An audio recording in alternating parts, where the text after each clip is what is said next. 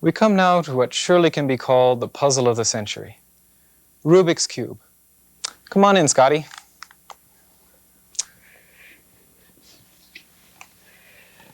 Another person who's interested in solving puzzles is my helper here today, Scotty Beasley.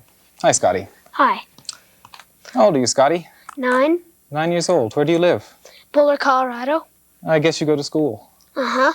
Oh, I've been asking you a lot of questions. Is there anything you'd like to know about me? Well, can you solve this? Well, that's a fair enough question. Let's see what I can do.